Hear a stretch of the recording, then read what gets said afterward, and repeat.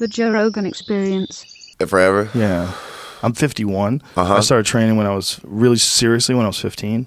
Oh, shit. Yeah. Damn, so what the fuck was I doing? Yeah. That's how I was feeling. I was rapping. Were you rapping when you were 15? Mm-hmm. Wow. When did you first get into studio? That's one thing I really admire about a lot of rappers.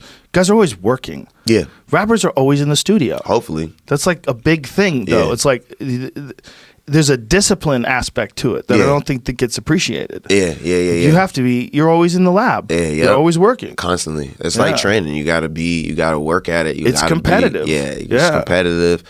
You gotta be in the studio. You gotta work with producers. You gotta be fucking knowing who's next and who's, you know what I'm saying? Like working with them and shit like that. So like at the end of the day, it's a craft. Shit.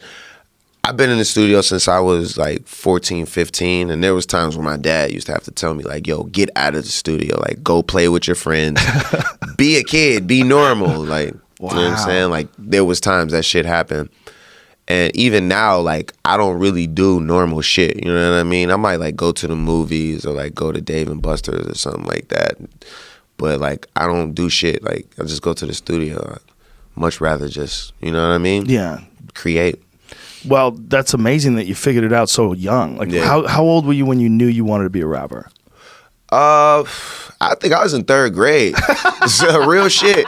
I think I was in third grade. That's amazing. I wanted to be a Ninja Turtle and I wanted to be a rapper. And I think a rapper was like a little bit more realistic. I'm working on being a Ninja Turtle now.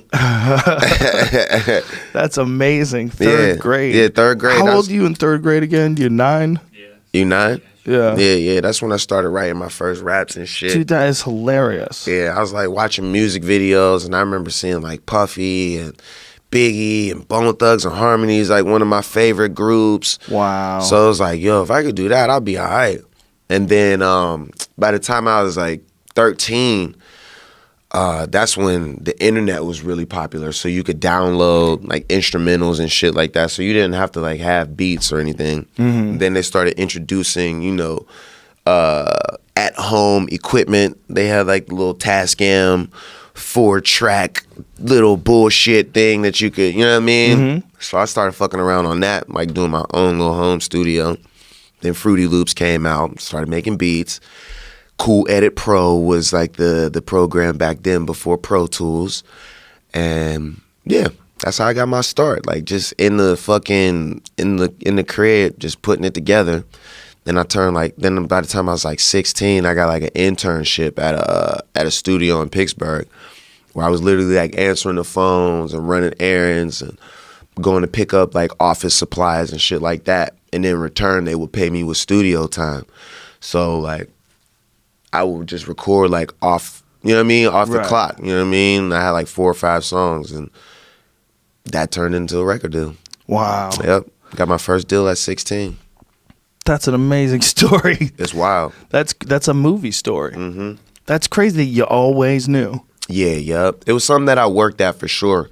Because it was like being in Pittsburgh. You ever been to Pittsburgh? Yeah. You know, it's pretty crazy out there, right? Crazy how? Like, it's just a really wild city. Like, the Midwest. So it's like, there's either a couple things you can do, and there's not a lot.